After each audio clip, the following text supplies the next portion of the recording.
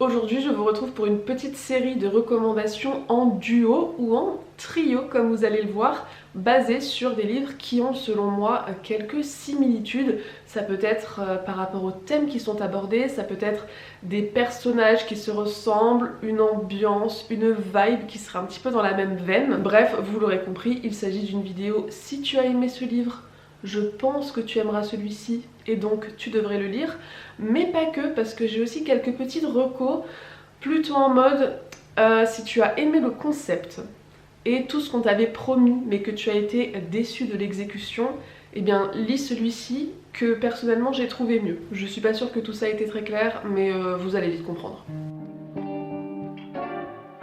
Si vous avez aimé L'île aux mensonges de Frances Hardinge, qui est un roman jeunesse qui se passe dans les années 1860 et dans lequel on suit une jeune fille dont la famille a été exilée au large des côtes anglaises sur une petite île un petit peu sinistre et glauque, battue par la pluie et les vents parce que son père, qui est scientifique, a été un peu banni de cette communauté.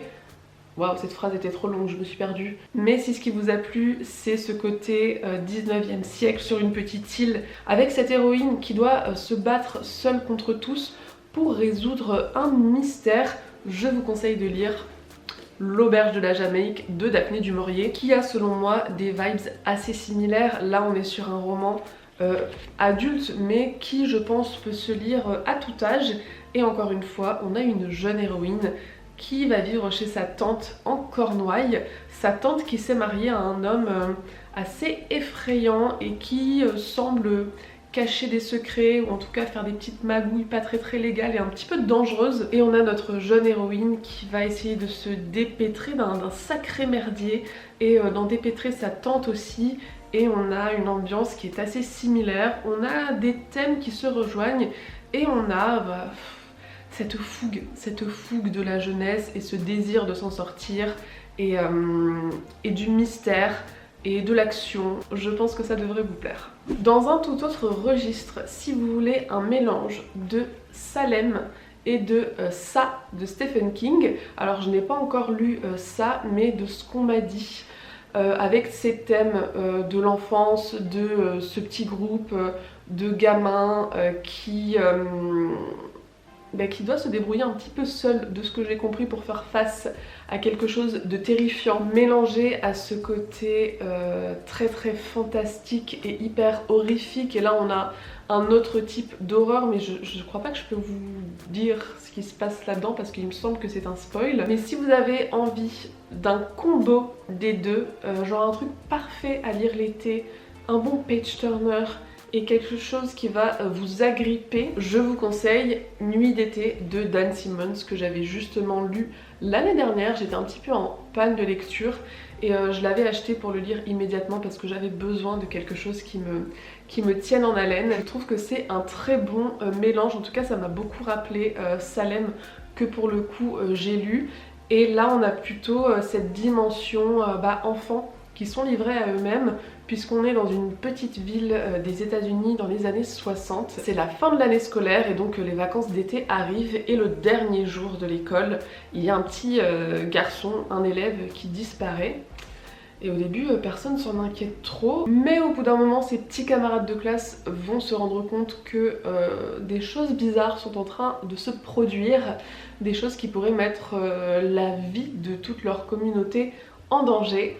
Et je ne vous en dis pas plus, j'ai trouvé que c'était un très bon thriller fantastique, un petit peu horrifique, et j'avais passé un super bon moment. C'est un pavé de 750 pages, mais je ne les ai pas vus passer du tout.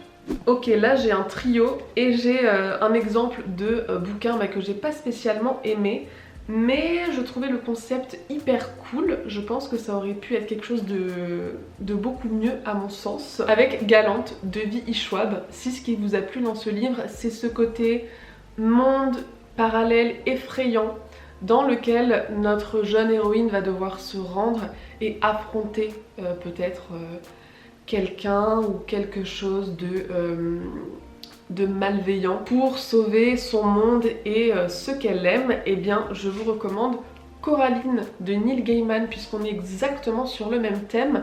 Alors ici on n'a pas la dimension fantôme de Galante, mais on va suivre Coraline qui est cette petite fille qui s'ennuie un petit peu pendant les vacances d'été, qui vient d'emménager dans une nouvelle maison. Elle est fille unique et ses parents travaillent beaucoup.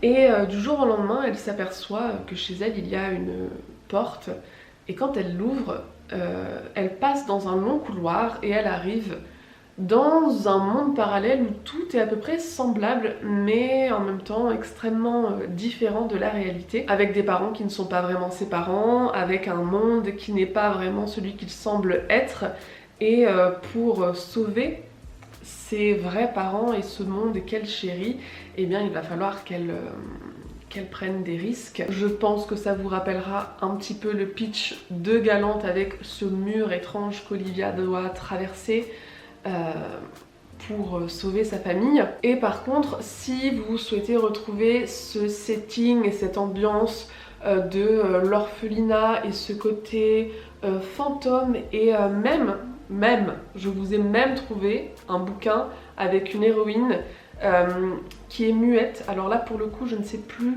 si elle perd la parole suite à un traumatisme ou si c'est vraiment physiologique, je ne me rappelle plus exactement, mais je vous conseille Thornhill de Pam Smith, qui est un roman graphique. Vous avez vraiment des pages d'illustrations, que d'illustrations, et des pages de journal. Ça m'a vraiment rappelé Galante, enfin du moins j'ai lu Thornhill il y a un bout de temps maintenant, et quand j'ai lu Galante ça m'a vraiment rappelé ce type d'ambiance, et les thèmes qui sont abordés sont assez similaires aussi. Ici on va suivre deux temporalités puisqu'on suit une jeune fille de nos jours qui emménage dans une maison qui est située face à un orphelinat qui est désormais abandonné, et elle va trouver le journal d'une jeune fille qui a vécu dans cet orphelinat il y a de nombreuses années. Il y a aussi cette dimension un petit peu fantôme, revenant, etc. Je vous en dis pas plus parce qu'on va découvrir l'histoire de cette jeune orpheline à travers son journal intime. C'était génial, c'était poignant, la façon dont c'est fait aussi, enfin, la structure, la narration, les illustrations, j'ai trouvé ça génial.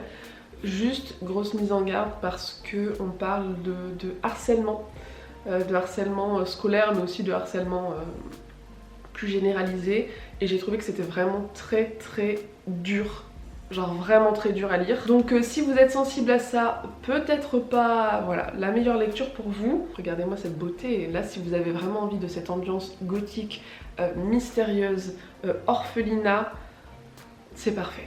Si ce qui vous a plu dans Circé de Madeline Miller, c'est ce côté écriture romancée de la vie d'une figure mythologique, je vous conseille à 1000% Boudica de Jean-Laurent Del Socorro. Là c'est plutôt l'écriture romancée d'une figure historique, puisque Boudica a réellement existé, c'était la reine des Icènes.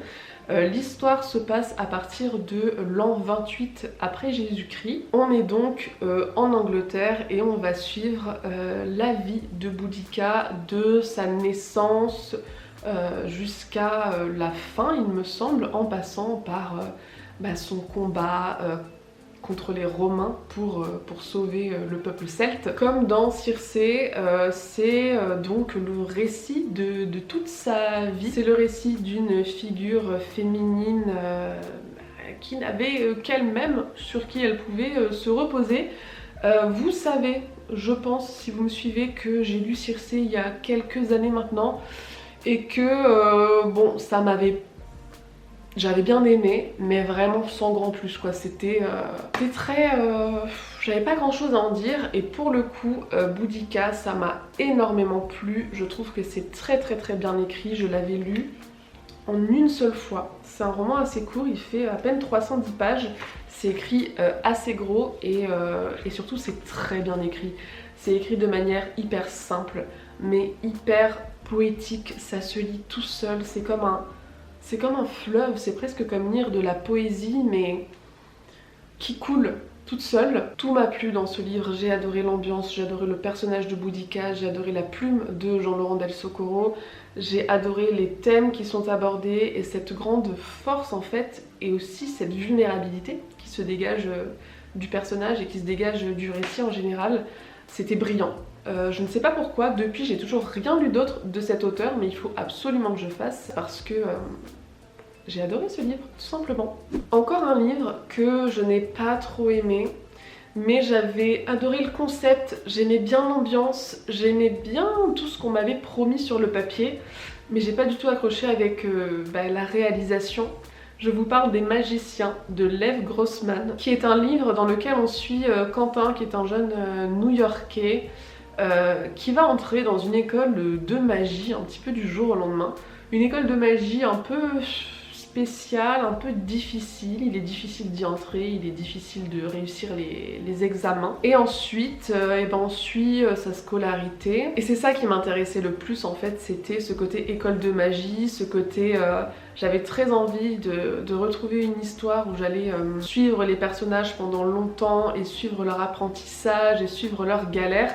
Et finalement, ce côté école de magie, ça représentait, je sais pas, peut-être 100, 200 pages du gros bouquin qui est le premier tome des Magiciens. Et ensuite on avait plus une dimension carrément fantasy, monde parallèle, un peu à la Narnia. D'ailleurs j'imagine que je pourrais vous dire, si vous avez aimé les Magiciens, lisez Narnia, et inversement, mais je n'ai pas lu Narnia et je suis pas très fan de cette histoire pour tout vous dire, donc pas du tout. J'ai envie de vous recommander Vita Nostra, parce que si comme moi, vous aimez les écoles de magie, difficile, bizarre, où on ne sait pas vraiment au final ce qu'on étudie, mais où on en chie en fait. J'ai l'impression que Vita Nostra, ça a été tout ce que j'aurais voulu que les magiciens soient, mais je n'ai pas eu ce que je voulais. Et dans Vita Nostra, encore une fois, on suit cette fois-ci une jeune fille qui est recrutée, pareil, dans une école.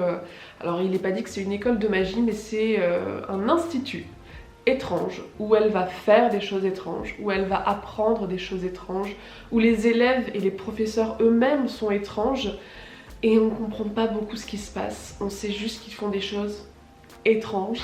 Mais là on est à fond dans cette école et dans cet apprentissage, et on suit notre personnage principal, Sacha, sur plusieurs années. Et si comme moi vous aimiez bien ce côté un peu Dark Academia des magiciens, mais qui n'a pas duré assez longtemps et qui selon moi n'a pas été assez exploité et assez développé, Vita Nostra, c'est parfait. On reste chez La Talente d'ailleurs, puisque si vous avez aimé Une histoire naturelle des dragons de Mary Brennan, qui est de la fantasy inspirée très largement de l'Angleterre victorienne, il me semble, dans laquelle on suit une jeune femme qui veut être naturaliste et étudier les dragons, puisque les dragons sont des créatures qui existent dans ce monde et qui sont certes merveilleuses et fantastiques, mais pas des montures comme dans Game of Thrones par exemple. Si vous avez aimé cette plume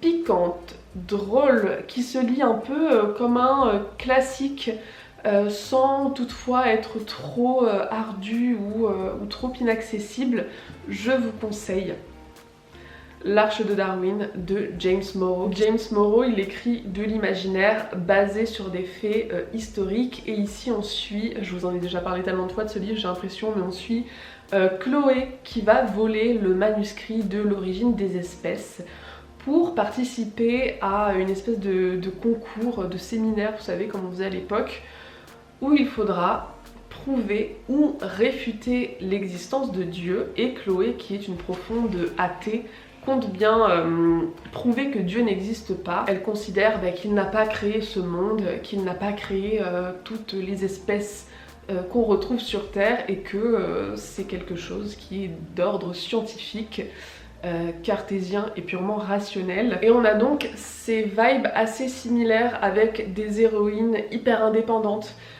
qui se débrouillent seules à une époque et dans un monde où, un peu comme dans L'Île aux mensonges et dans L'Auberge de la Jamaïque, en général quand tu es une femme, tu te contentes d'épouser un homme et puis de rester à la maison. On a cette dimension totalement scientifique et cette dimension aussi d'émancipation de la femme par la science. Je sais que beaucoup de gens ont lu cette saga, ou en tout cas l'ont commencé, et j'entends trop peu parler de l'Arche de Darwin, et vraiment laissez-lui sa chance parce que c'est trop bien. Et j'ai envie de terminer cette vidéo avec un petit duo graphique. Si vous avez aimé Midnight Tales, qui est un collectif de comics dirigé par Mathieu Bablé, mais dans lequel vous allez retrouver plein d'illustratrices et autrices différentes. Un collectif donc très halloweenesque, très witchy, puisque le fil conducteur, ben voilà, c'est écrit là, épouvante et ésotérisme.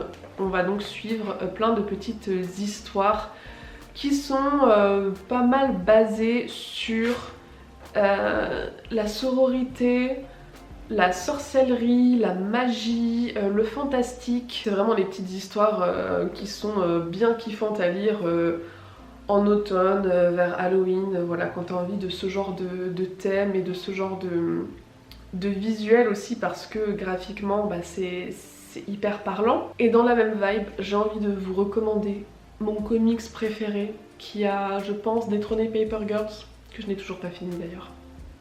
J'ai trop peur de terminer Paper Girls. Je vous recommande Black Magic de Greg Rucka et Nicolas Scott. J'ai la version VO, mais ils sont publiés en français chez...